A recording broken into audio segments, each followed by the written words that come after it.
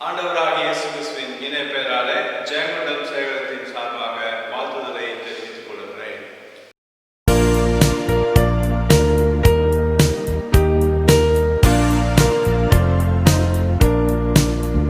Nal மீட்பர் பாற்றாம் நிலும் இரட்சண்ய வீரரே, ராஜாவின் கொடியேற்றி போராட்டம் செய்யுமே. சேனாதிபதி இயேசு மாற்றாரை மேற்கொள்வார். பின் வெற்றி கிரீடம் சூடி செங்கோலும் ஓச்சுவார்.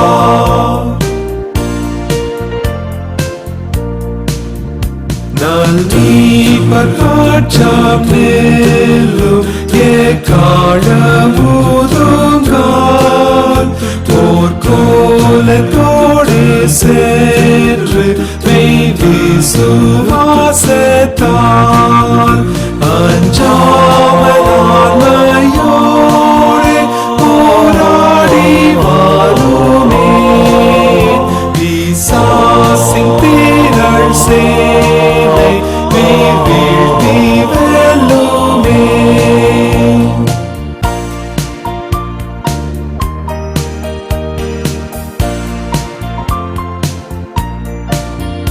நல்மீட்பர் பாற்றாம் நிலும் எவ்வீர சூரமும் நம்பாமல் திவ்ய சக்தி பெற்றே பிரயோகியும் சர்வாயுதத்தையும் கர்த்தாவை சாருவீர். மோசமும் பாராமல் முன் தாண்டில் செல்லுவீர்.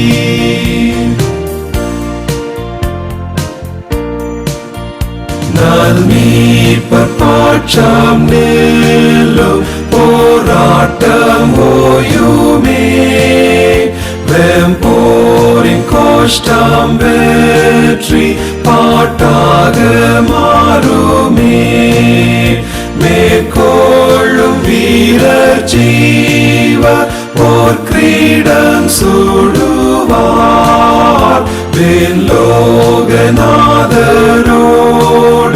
வீட்டார சாடுவார். கர்த்தர் தாமே உங்களை ஆசீர்வதித்து வழிநடத்துவாராக.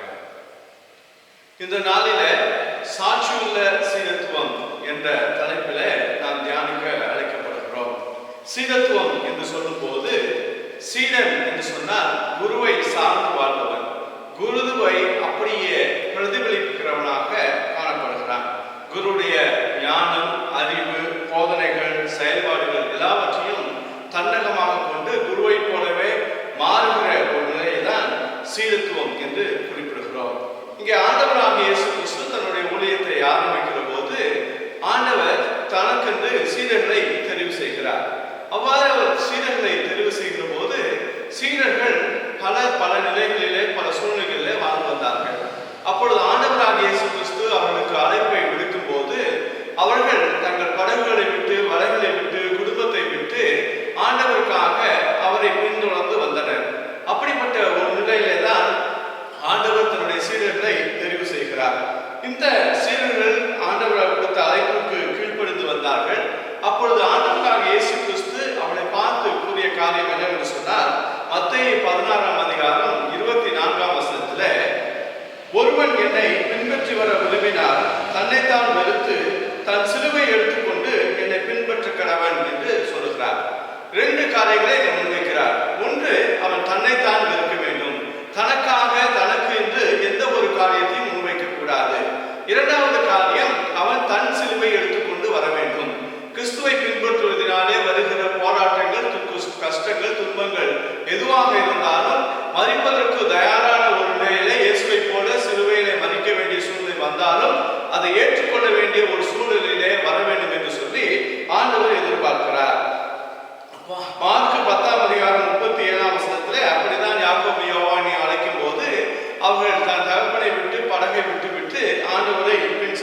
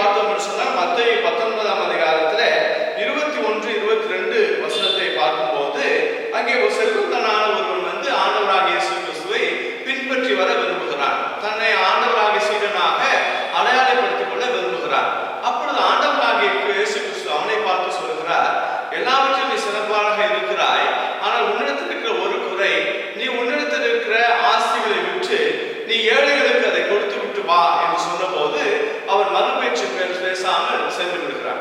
இன்னொரு இடத்திலே ஒரு சீடர் தானாக வந்து நான் உண்மை பின்பற்றி வர வேண்டும் என்று அங்கே குறிப்பிடுகிறான். அப்பொழுது இயேசு அவனுக்கு சொல்லுகிறார், மத்தேயு 8:20 அந்த பின்பற்றி வர விரும்புகிற நரிகளுக்கு குழிகளும் ஆகாய்ந்த பறவைகளுக்கு கூடுகளும் உண்டு, மனுஷகுமாரனுக்கோ தலை சாய்க்க இடமில்லை என்று சொன்னார். அவ்வாறு சொன்னபோது மனுஷகுமாரன் தலை சாய்க்க கூட இடமில்லாத ஒரு நிலை இருக்கிறார் என்பதை சொன்னபோது அங்கே அவன் என்றும் பேசாமலாக திரும்பி விடுகிறான். அப்பொழுது ஆண்டவரை ஏற்றுக்கொண்டு ஆண்டவருடைய சீடர்களாக வர வேண்டும் என்று சொன்னால் எந்த எதிர்பார்ப்புகளும் புகழ்ச்சியும் பதவிகளும் பணமும் எதுவும் இல்லாத நிலையில வர வேண்டும் என்பதை தான் ஆண்டவர் எதிர்பார்க்கிறார். சங்கீதம் 119:36 சொல்லுகிறது, என் இருதயம் பொருளாசையை சாராமல் உமது சாட்சிகளை சாறுபடி செய்யும் என்று அங்கே சங்கீதக்காரன் குறிப்பிடுகிறார். ஒரு சாட்சி உள்ள ஒரு நிலையில பொருளாசையை சாராமல் இருக்கிற ஒரு நிலையை தான் சங்கீதக்காரனை எதிர்பார்க்கிறார். எனவே ஆண்டவருக்கு சாட்சியாக சீடர்களாக இருக்க வேண்டும் என்று சொன்னால் எதையும் எந்த எதிர்பார்ப்பும் இல்லாத நிலையில தம்மைத்தான் வெறுத்து ஆண்டவரை பின்பற்றி வர வேண்டும் என்பதை தான் அங்கே ஆண்டவர் விரும்புகிறார். ஆண்டவராக இயேசு கிறிஸ்துவை ஏற்றுக்கொண்டவராக இருக்கிற நமக்கு முன்பாக நாம் வைக்க வேண்டிய காரணம் என்னவென்று சொன்னால், நான் எல்லா நிலையிலும் ஆண்டவரை பின்தொடர வேண்டும் என்று நினைக்கிறேன். இன்னொரு நிலையிலே நான் பார்க்கும்போது ஆண்டவருக்காக நான் இரத்த சாட்சியாக மறிக்க நான் தயாராக இருப்பேன். ஆண்டவர் எந்த நிலை சூழ்நிலையிலே ஒரு எதிர்ப்புகள் வந்தால் அல்லது என்னை கொலை செய்து விடுவார்கள் என்ற நிலை ஏற்படும் பொழுது நான் என்னுடைய உயிரை பணயம் வைப்பதற்கு, என் உயிரை இழப்பதற்கு நான் தயாராக இருப்பேன். ஆனால் பல வேளைகளிலே ஆண்டவருக்காக வாழ்வதுதான் மிக கடினமான ஒரு காரியம். போராட்டமான ஒரு சூழலிலே ஆண்டவருக்காக வாழுகிற போது ஏற்படுகிற இடர்பாடுகளின் ஊடாக இருக்கிற ஒரு காரியம் தான் சிரமமான ஒரு காரியம். அதை தான் இங்கே ஆண்டவர் குறிப்பிடுகிறார். சாட்சியான சீடத்துவம் என்று சொல்லுகிற போது நம்முடைய வாழ்க்கையில அந்த வாழுகிற வாழ்க்கை ஆண்டவராக இயேசு கிறிஸ்துவை போல அமைய வேண்டும். இந்த உலகத்திலே ஆண்டவராக இயேசு கிறிஸ்து எப்படி வாழ்ந்தாரோ அப்படிப்பட்ட சூழ்நிலையிலே வாழ வேண்டும் என்பதை தான் ஆண்டவர் நம்மிடத்திலே எதிர்பார்க்கிறார். இங்கே ஆண்டவராக இயேசு கிறிஸ்து சொல்லும் போது இயேசு கிறிஸ்துவின் நல்ல ஒரு சீடனாக, சாட்சியாக வாழ்ந்த சீடனாக யோவான் சாணகனை பல இடங்களிலே அவர் குறிப்பிடுகிறார். அவ்வாறு அவர் குறிப்பிடும் போது அந்த யோவான் சாணகன் இயேசு கிறிஸ்துவுக்கு ஒரு சாட்சியின் சீடனாக இருக்கிறார். யோவான் சாணகனுடைய வாழ்விலை நான் பார்க்கும்போது யோவான் 3:26 ரபி, உம்முடனே கூட யோர்தானுக்கு அக்கறையில் ஒருவர் இருந்தாரே, அவரை குறித்து நீரும் சாட்சி கொடுத்தீரே என யோவானின் சீடர்கள் குறிப்பிடுகிறார்கள். யோவான் அங்கே இருக்கும்போது அங்கே வந்த யோவானுடைய சீடர்கள் வந்து அந்த யோவான் சாணகனிடத்திலே இயேசு கிறிஸ்துவை பற்றி சொல்கிறார்கள். நீ அவரை கொடுத்து சாட்சி கொடுத்தீரே என்று குறிப்பிடுகிறார்கள். யோவான் சாணகனுடைய முக்கிய பணியாக இருக்கும்போது அவர் ஆண்டவராக இயேசு கிறிஸ்துவுக்கு சாட்சியாக, ஆண்டவர் சாட்சி பகிர்ந்தவராக அவர் காணப்படுகிறார். 30வது நாம் பார்க்கும்போது அவர் பெருகவும் நான் சிறுகவும் வேண்டும் என்று யோவான் சாணகன் குறிப்பிடுகிறார். மிக முக்கியமான ஒரு காரியம் என்னவென்று சொன்னால், ஆண்டவராக இயேசு கிறிஸ்து தான் எல்லாவற்றுக்கும் மையமாக இருக்க வேண்டும்.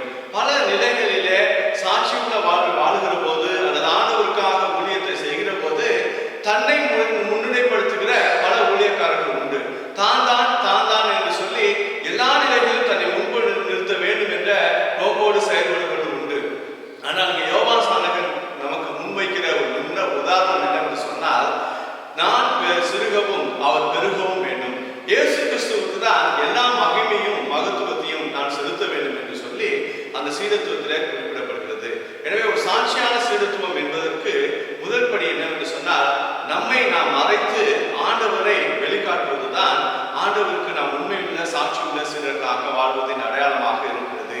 அடுத்து நீங்க பார்த்தீங்கன்னு சொன்னால், யோவான் 1 இந்த நற்செய்தியினுடைய ஆரம்பிக்கிற போது அங்கே யோவான் என்ன அழகாக எழுதுகிறார், எப்படிப்பட்ட நிலையிலே யோவான் சாணகன் இருக்கிறார் என்பதை இங்கே குறிப்பிடுகிறார். 1 நாம் பார்ப்போம் என்று சொன்னால், கடவுளால் அனுப்பப்பட்ட ஒரு மனுஷன் இருந்தார்.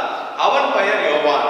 அவன் தன்னால் எல்லோரும் ரட்சிக்கும்படி அந்த ஒளியை குறித்து சாட்சி கொடுக்க சாட்சியாக வந்தான். அவன் அந்த ஒளி அல்ல, அந்த ஒளியை குறித்து சாட்சி கொடுக்க வந்தவனாய் இருந்தான் என்று அங்கே குறிப்பிடுகிறார். யோவான் சாணகன் இயேசு கிறிஸ்துவுக்கு சாட்சியாக இந்த உலகத்தில்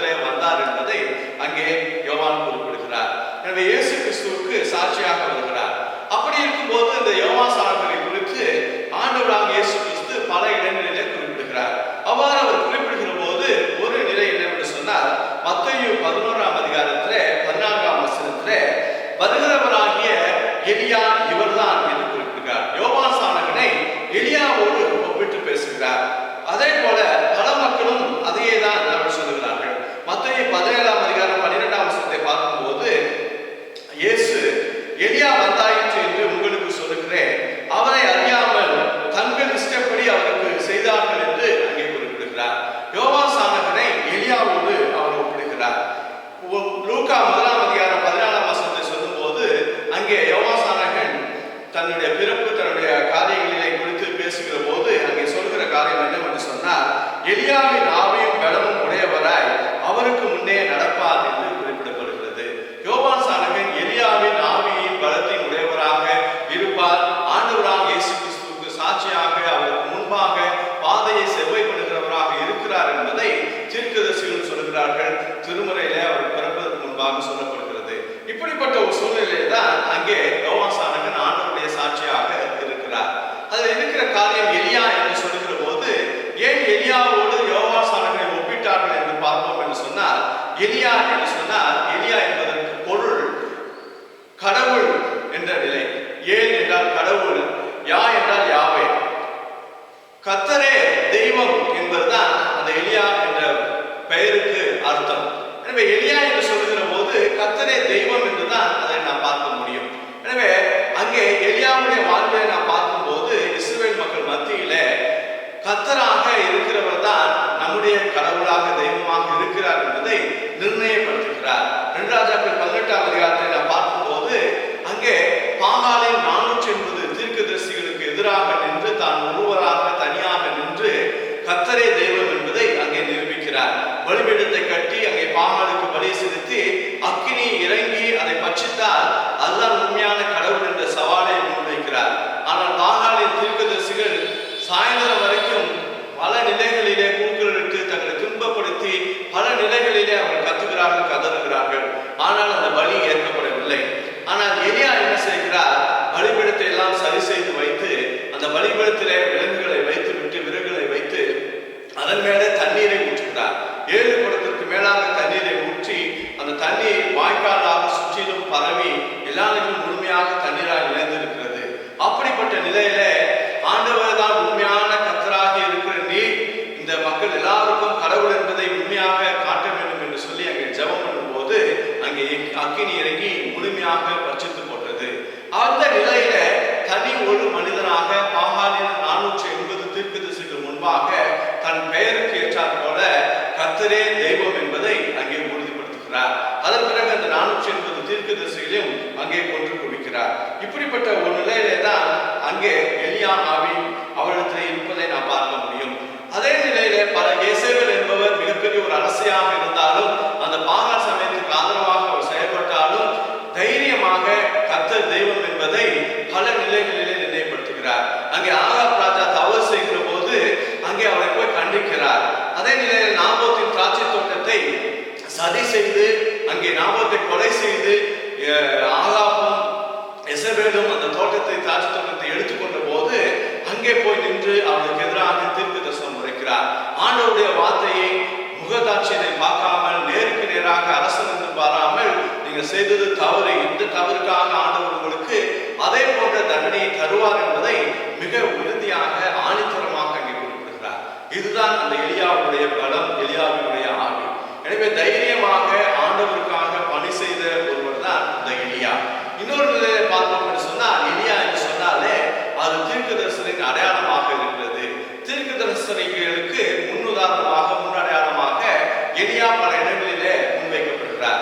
எனவே இங்கே யோவான் ஸ்நானகனை எலியாவின் ஆவியும் பலமும் உள்ளவராக இருக்கிறார் என்று இங்கே இயேசு கிறிஸ்து சொல்லுகிறதுக்கு காரணம் என்னவென்று சொன்னால் ஆண்டவருடைய காரியத்தை மிக தைரியமாக ஆண்டவருடைய வார்த்தையை பகிர்கிறவராக நற்செய்தியை சொல்லுகிறவராக அவர் இருக்கிறார். தன்னுடைய பணியின் ஆரம்ப காலத்திலேயே வனாந்தரத்திலே இருந்து அங்கே யோர்தான் நதியிலே ஞானஸ்நானம் கொடுத்துக் கொண்டிருக்கிறார். அப்பொழுது அவர் கொடுக்க அழைப்பு என்னவென்று சொன்னால் மனதிருங்கள் பரலோக ராஜ்யம் சமீபத்திருக்கிறது என்று குறிப்பிடுகிறார். அவ்வாறு அவர் சொல்லுகிற போது லூக்கா 3ஆம் அதிகாரத்தில் 7ஆம் வசனத்தை நாம் பார்க்கும்போது திரளான ஜனங்களை நோக்கி விரியம்பாம்பு குட்டிகளே வரும் கோபத்துக்கு தப்பித்துக் கொள்ள உங்களுக்கு வகை காட்டினவன் யார் என்று அங்கே குறிப்பிடுகிறார். அதே போல அங்கே பலர் அங்கே வருகிறார்கள். கோடாலையானது மரங்களின் வேரடிக்க வைத்திருக்கிறது, ஆகையால் நல்ல கடி கொடாத மரம்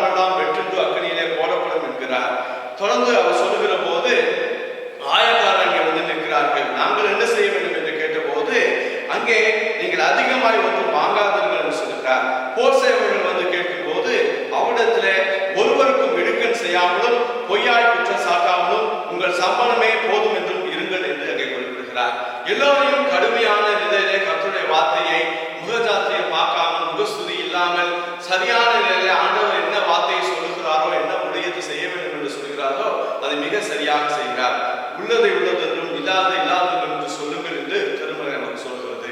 எனவே ஆண்டவர் சீடராக இருக்க வேண்டிய நமக்கு இருக்க வேண்டிய மிக முக்கியமான காரியம் எது உண்மையோ, எது நீதியோ, எது நியாயமோ அதை நாம் உடையவர்களாக, அதை தரித்தவர்களாக, அதை சாட்சி உள்ளவர்களாக நாம் வாழதான் நாம் அழைக்கப்படுகிறோம். இப்படிப்பட்ட நிலையிலே தான் ஆண்டவருடைய பணியை அங்கே யோவான் செய்கிறார். கடைசியாக பார்க்கும்போது 19ஆம் வசனத்திலே, லூக்கா 3ஆம் அதிகாரம் 19ஆம் வசனத்திலே, காற்பங்கு தேசாதிபதியாகிய ஏரோது தன் சகோதரனான பிலிப்புவின் மனைவி ஏரோதியாளின் நிமித்தமாகவும் தான் செய்த மற்ற எல்லா பொல்லாங்கின் நிமித்தமாகவும் யோவானாலே கடிந்து கொள்ளப்பட்ட போது தான் செய்த மற்ற எல்லா பொல்லாங்குகளை தவிர யோவானையும் காவலில் அடைத்து வைத்தான். அங்கே யோவேது பெரிய கவர்னராக, அதிகாரமுடையவனாக அவர் இருந்தாலும் அவர் தவறு செய்த போது மிக தைரியமாக போய் நீ செய்வது தவறு என்று சொல்லி அங்கே குறிப்பிடுகிறார். இந்த யோவான் ஸ்நானகனுக்கு இருந்த அந்த எலியாவினுடைய பலம், ஆவி அப்படிப்பட்டதாக தான் இருந்தது. அதிகாரத்தில் இருந்தாலும் சரி, எந்த நிலையில் இருந்தாலும் சரி, தவறை தவறு என்று சொல்லி அவன் கருதி கொள்கிறான். அதே போல இங்கே பிலிப்பின் மனைவியாகிய ஏரோதியாளை எடுத்துக்கொண்டது தவறு என்று சொன்னது நிமித்தமாக அவன் சிறையில் அடைக்கப்பட்டான். ஏரோதியாளை சதி நிமித்தமாக அவன் சிரசேதம் செய்யப்படுகிறான். அவன் தலையை கொய்து கொண்டு வந்து அவனுடைய மகன் கையிலே கொடுத்தார்கள். இப்படிப்பட்ட நிலையிலே தன் இறுதி வரைக்கும் ஆண்டவருக்கு சாட்சியாக அவன் வாழுகிறான். அந்த சாட்சி உள்ள வாழ்வு எல்லாவற்றையும் இழப்பதற்கு, தன் உயிரையே தியாகம் செய்வதற்கு அவன் தயாராக இருந்தான். அதுதான் இந்த நாளிலே ஆண்டவர் நம்மிடத்திலே எதிர்பார்க்கிறார். சொல்லும் போது ஆண்டவராக இயேசு கிறிஸ்து சீடர்களை ஊழியத்திற்காக அனுப்புகிற போது அவர் சொன்ன காரியம் மத்தேயு 10ஆம் அதிகாரம் 16ஆம் வசனத்திலே, ஆடுகளை ஓநாய்களுக்குள்ளே அனுப்புகிறது போல இதோ உங்களை அனுப்புகிறேன் என்று அவர் குறிப்பிடுகிறார். ஆடுகளை ஓநாய்களுக்குள்ளே அனுப்புகிறது போல இதோ உங்களை அனுப்புகிறேன் என்று குறிப்பிடுகிறார். எனவே ஒரு சீடத்துவம் இந்த உலகத்திலே ஆண்டவருக்காக நாம் சீடர்களாக அவருடைய ஊழியத்தை, அவருடைய பணியை அவருக்காக நாம் வாழுகிறோம், அவரை போல நாம் வாழுகிறோம் என்று சொல்லும் போது அதிலே ஆண்டவர் நம்முடைய எதிர்பார்க்கிற காரியம் ஓநாய்களுக்குள்ளே நம்மை அனுப்புகிறார். எனவே இந்த உலகம் கெட்டதாகவும் அழிவு நிறைந்ததாகவும் இருக்கிற அந்த வேளையிலே நாம் ஆண்டவருடைய பிள்ளைகளாக இந்த உலகத்திலே சாட்சியாக வாழப்போகிறோம். அப்படிப்பட்ட ஒரு சூழலிலே எந்த சூழ்நிலை வந்தாலும் ஆண்டவரை விட்டுவிடாமல் மிக தைரியத்தோடு ஆண்டவருக்காக செயல்பட வேண்டும் என்பதை ஆண்டவர் நம்மிடத்தை எதிர்பார்க்கிறார். லூக்கா 9ஆம் அதிகாரம் 8ஆம் வசனத்திலே, சீடர்களை இயேசு அருள்பணி செய்ய அனுப்பிய போது அவர்களால் செய்யப்பட்டவர்களை அறிந்து அங்கே இருந்த எல்லாரும் என்ன சொல்லுகிறார்கள்?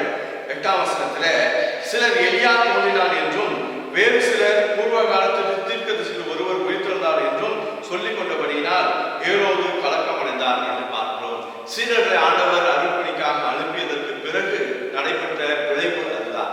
எல்லா மக்களும் அங்கே கலங்குகிறார்கள், பயப்படுகிறார்கள். ஒரு சத்தியத்தை, நீதியை, நியாயத்தை, அற்புதங்களை, அடையாளங்களை செய்கிற சீடர்களை பார்த்து, இயேசுவின் சீடர்களை பார்த்து அங்கே ஏரோது கலக்கமடைகிறான். அதிகாரத்திலே உச்ச நிலையில இருக்கிற அந்த ஏரோதுக்கே ஒரு பயத்தை ஏற்படுத்தக்கூடியதாக அன்றைய சீடருடைய அருள்பணி அமைந்தது. எனவே இன்றைக்கு திருச்சபையாக, கிறிஸ்தவர்களாக நாம் செய்ய வேண்டிய அருள்பணி ஆண்டவருக்கு சாட்சியாக வாழ்வது, ஆண்டவருடைய சித்தத்துவத்தை ஏற்றுக்கொண்டவர்களாக நாம் இருக்கிறோம் என்று சொன்னால் அது இந்த சமூகத்திலே ஒரு மாற்றத்தை, ஒரு பாதிப்பை ஏற்படுத்தக்கூடிய ஒன்றாக இருக்க வேண்டும் என்பதை ஆண்டவர் நம்மிடத்தில் எதிர்பார்க்கிறார்.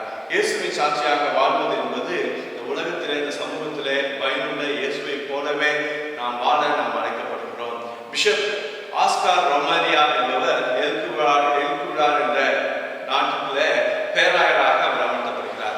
அவ்வாறு ஒரு பேராயராக அமர்த்தப்படும் போது அவருக்கு என்ன சொன்னார்கள் என்று சொன்னால், அந்த பேராயர் இவர் நம்முடைய அரசுக்கும் இராணுவத்துக்கும் நம்முடைய எல்லா நடவடிக்கைகளுக்கும் ஆதரவாக இருப்பார் என்ற நிலையிலே தான் அவரை பேராயராக தெரிவு செய்து அவர் பணியமர்த்தினார்கள். ஆனால் அங்கே பொறுப்பெடுத்த பேராயர் ரொமேரியோ என்ன செய்கிறார்? அங்கே மக்கள் பாதிக்கப்பட்ட போது, மக்கள் கொன்று குவிக்கப்படுகிற போது, அநியாயமாக மக்கள் தங்களுடைய உயிர்களை இழந்த போது அங்கே அரசுக்கு எதிராக, இராணுவத்துக்கு எதிராக அவர் பேசுகிறார், முழக்கமிடுகிறார். இது தவறு, இப்படிப்பட்ட காரியத்தை, மனித உரிமை மீறலை அரசாங்கம் செய்யக்கூடாது, இராணுவம் செய்யக்கூடாது என்று சொல்கிறார். தனக்கு ஆதரவாக இருப்பார் என்ற எதிர்பார்ப்பினை அவருடைய பேராயராக மாற்றியவர்கள் அவரை கொலை செய்ய திட்டமிட்டார்கள். அவர் திருவிருந்தாளரை நடத்தி கொண்டிருக்கும் பொழுதே அவரை சுட்டு கொலை செய்தார்கள். அப்படிப்பட்ட ஒரு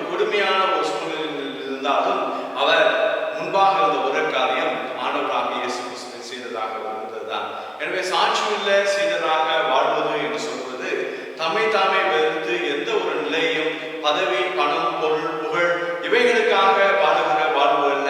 அது சீடத்துவம் அல்ல.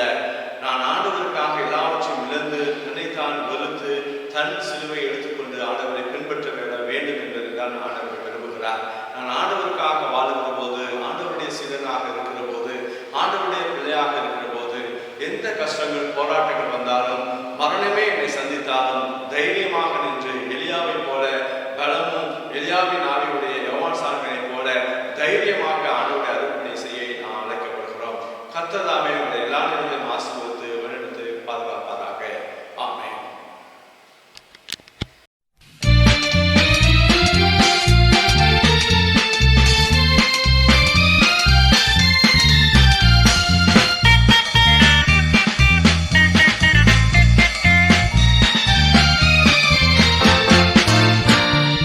தந்தேன் என்னை இயேசுவே, இந்த நேரமே உமக்கே. தந்தேன் என்னை இயேசுவே, இந்த நேரமே உமக்கே.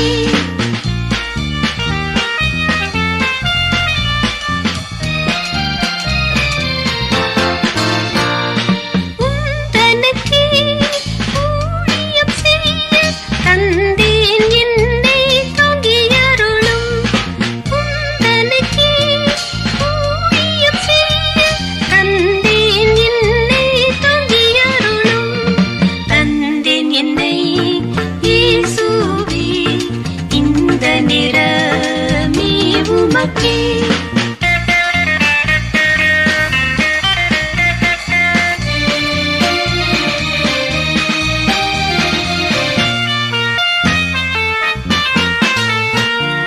ஜீவகாலம் முழுதும் தேவ பணி செய்திடுவேன்.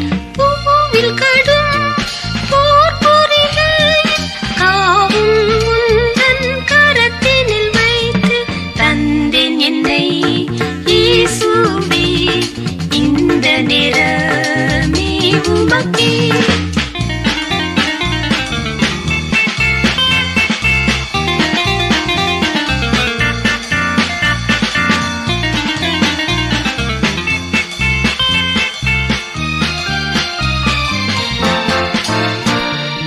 உந்தன் சித்தம் நான் செய்வேன், இந்தன் சித்தம் ஒழித்திடுவேன். எந்த இடம் எனக்கு காட்டினும் இயேசுவே, அங்கே இதோ போகிறேன்.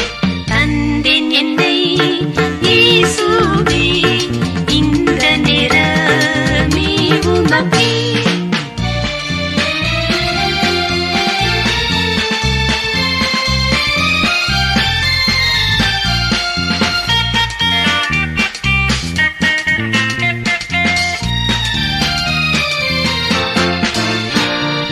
கஷ்டம் நஷ்டம் வந்தாலும், துஷ்டர் குடி சூழ்ந்திட்டாலும், அஷ்டத்திற்கும் ஆடும் தேவனை அடியேங்கும் வெல்லமரச் செய்யும். தந்தேன் என்னை இயேசுவே, இந்த நேரமே உமக்கே.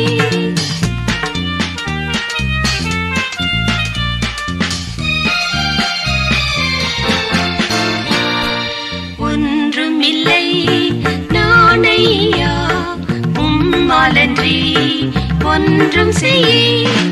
அன்று சீஷர்க்கு அளித்த ஆவியால் இன்றே அடியேனை நிரப்பும்.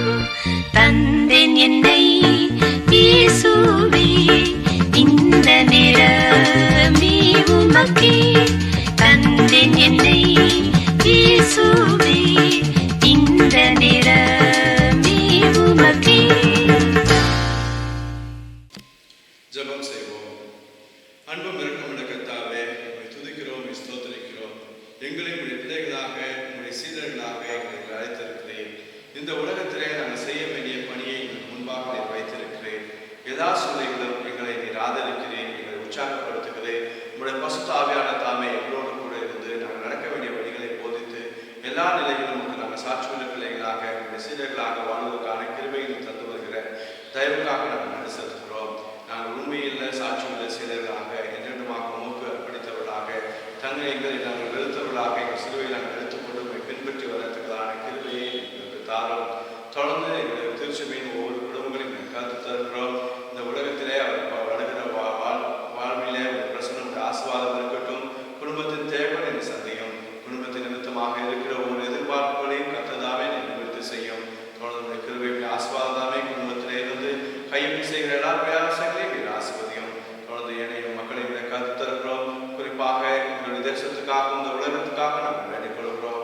கொரோனா நோயினாலே பாதிக்கப்பட்டிருக்கிற பல்லாயிரக்கணக்கான மக்களை கருத்து தருகிறோம். கர்த்ததாமே அவன் மனதிலே நல்ல ஒரு தைரியத்தையும் திட நம்பிக்கையும் தந்து சிறப்பான முறையில இதற்கு எதிராக போராடி நாம் வெற்றி பெறுவோம் என்ற நம்பிக்கையில நல்ல சிகிச்சையை பெற்றுக்கொள்வதற்கான கிருபை நீ கட்டளையிடும். நல்ல நம்பிக்கை தாரும், விசுவாசத்தை ஆறும், சிறப்பான நிலையிலே இந்த நோயிலிருந்து விடுதலை பெறுவதற்கான சுகம் அளிக்கும் வல்லமை ஒவ்வொரு மேலும் பரவி எல்லா நிலைகளிலும் பரிபூர்ண சுகத்தை நீ கட்டளையிடும். தொடர்ந்து மேலும் இது பரவாடும்படிக்கு தடுத்து ஆட்கொள்வதற்கான ஞானத்தை எங்களுக்கு தாரும். அதுக்காக இருக்கிற முயற்சிகளை கத்த நீ ஆசீர்வதியும்.